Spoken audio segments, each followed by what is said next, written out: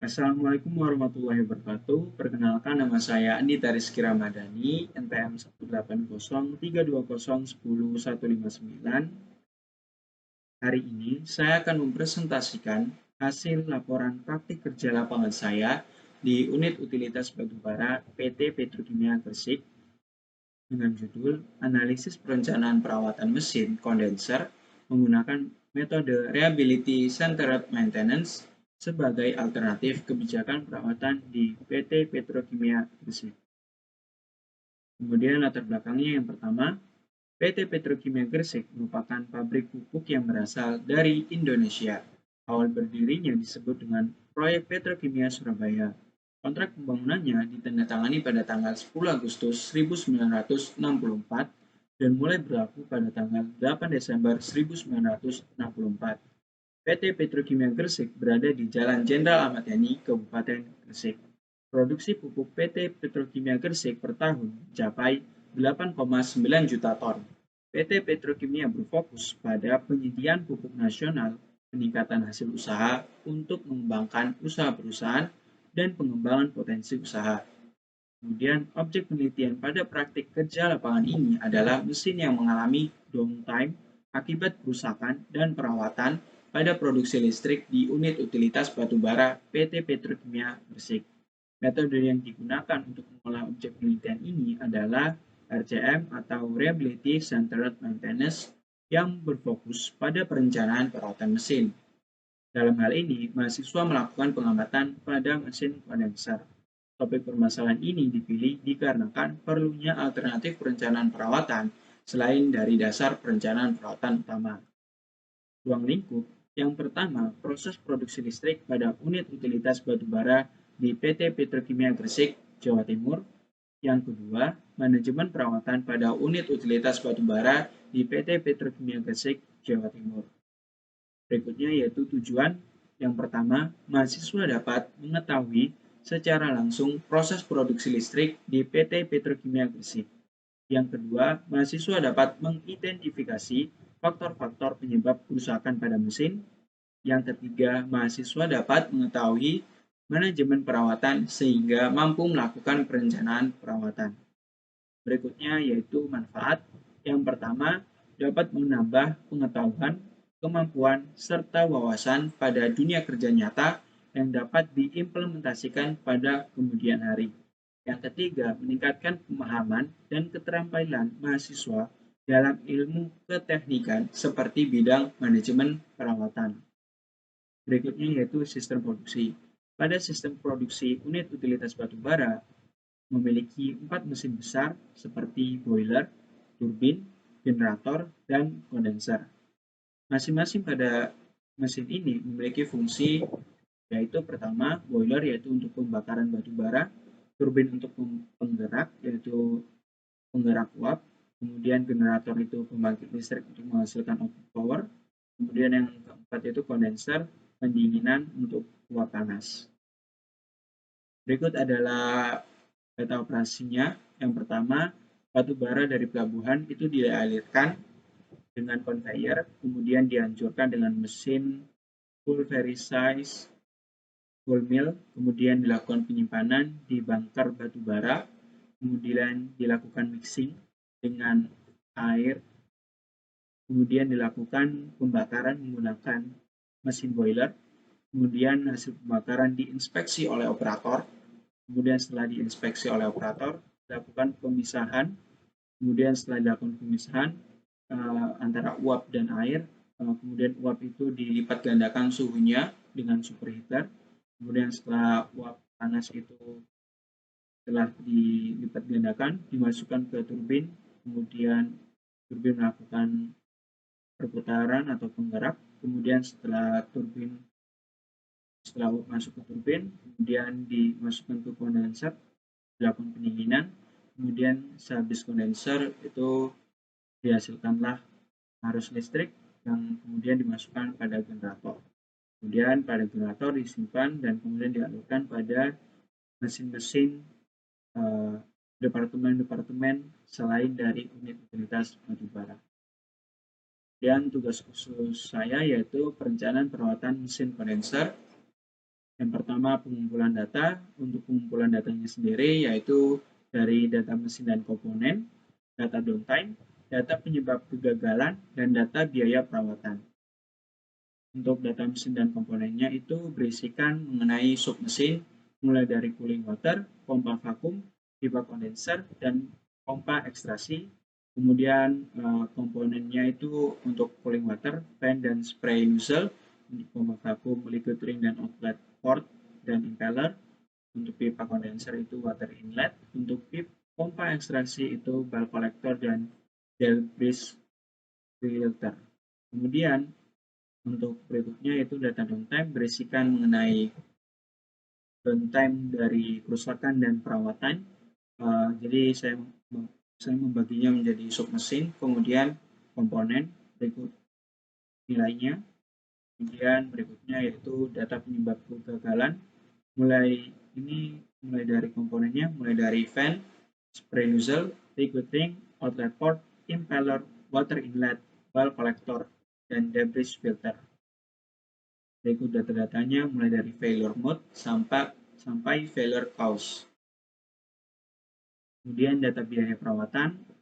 Untuk biaya perawatan operator, mekanik, dan biaya downtime itu diasumsikan sama atau konstan.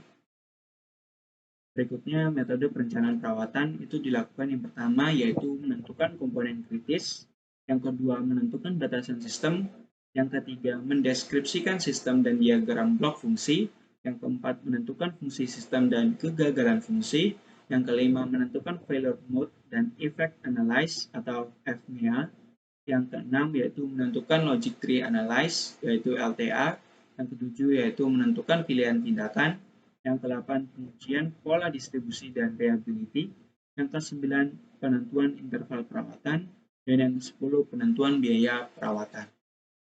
Untuk komponen kritisnya sendiri didapatkan nilai untuk cooling water sebesar 32,0973%, untuk pompa vakum yaitu 27,4772%, pipa kondenser 16,4134%, dan yang terakhir pompa ekstraksi sebesar 24,0121%.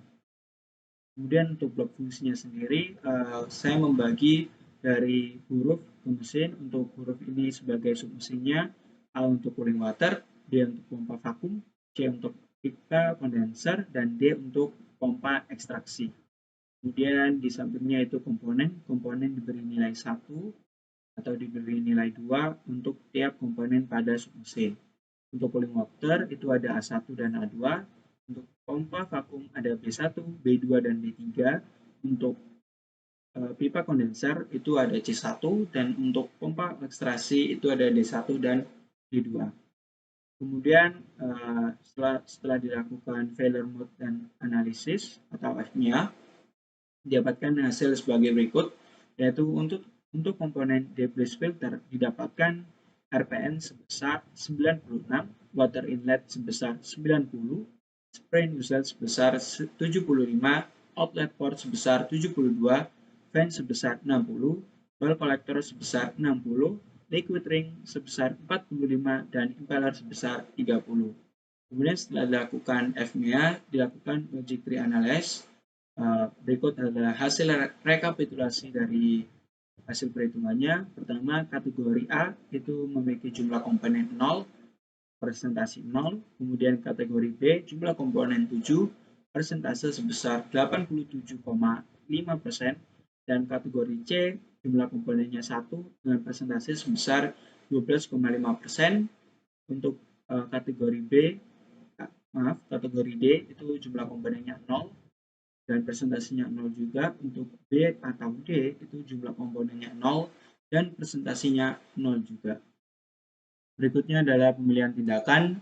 Untuk kategorinya terbagi atas 3, yaitu yang pertama condition direct dengan jumlah komponen 3 dengan persentase 37,5%. Kemudian yang kedua yaitu time direct dengan jumlah komponen 4 dengan persentase 50%. Kemudian yang ketiga itu finding failure dengan jumlah komponen 1 dengan persentase 12,5% dengan jumlah komponen 8 dan persentase total 100%. Kemudian pemilihan tindakan menurut Foundation Direct didapatkan 3 komponen. Untuk fan yaitu pemeriksaan putaran pada fan, untuk impeller dilakukan pemeriksaan impeller, untuk ball collector dilakukan pemeriksaan ball collector. Kemudian untuk pemilihan tindakan menurut time direct, untuk spray nozzle dilakukan pergantian komponen setiap 31 hari. Untuk outlet port dipersiapkan pergantian komponen setiap 37 hari. Kemudian untuk water inlet dipersiapkan pergantian komponen 21 hari. Kemudian yang terakhir yaitu debris filter dipersiapkan pergantian komponen 18 hari. Kemudian dilakukan pemilihan tindakan menurut finding failure. Untuk yang pertama yaitu liquid ring, dilakukan pemeriksaan liquid ring apakah pemasangan pada impeller sudah tepat. Kemudian dilakukan pengujian pola distribusi. Dilakukan pengujian pola distribusi ini untuk time direct atau pemilihan tindakan yang dibutuhkan pergantian secepatnya. Kemudian berikut adalah komponen-komponennya. Yang pertama spray nozzle, outlet port, water inlet, dan debris filter. Masing-masing digunakan pola distribusi Weibull. Berikut ini adalah parameter failure dan repair. Kemudian ada parameter skala dan ada parameter bentuk. Kemudian berikutnya didapatkan rekomendasi biaya perawatan. Yang pertama untuk sub mesin cooling water dengan komponen spray nozzle didapatkan nilai biaya perawatan sebesar 9.027.002 per jam. Kemudian pompa vakum dengan komponen outlet port didapatkan biaya perawatan sebesar 5.641.170. Kemudian pipa kondenser dengan komponen water inlet dengan biaya perawatan sebesar 6.265.486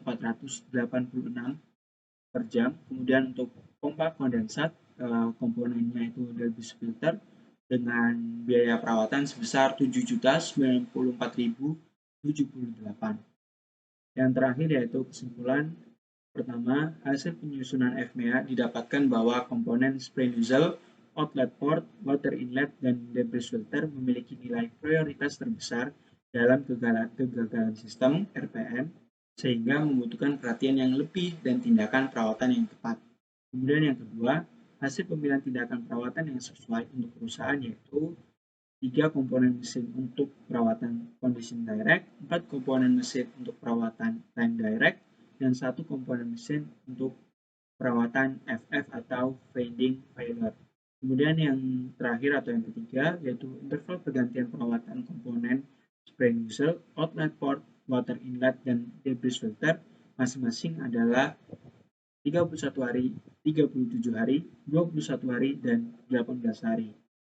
Berikutnya yaitu saran. Yang pertama, sebaiknya perusahaan menerapkan metode Reliability Centered Maintenance atau RCM sebagai alternatif metode yang dapat digunakan agar memiliki strategi perencanaan alternatif dalam menentukan biaya perawatan mesin. Kemudian yang kedua, sebaiknya perusahaan mempersiapkan anggaran lebih untuk setiap komponen. Kemudian yang terakhir yaitu yang ketiga, sebaiknya perusahaan membuat jadwal pergantian mesin secara berkala. Sekian presentasi dari saya ucapkan terima kasih. Wassalamualaikum warahmatullahi wabarakatuh.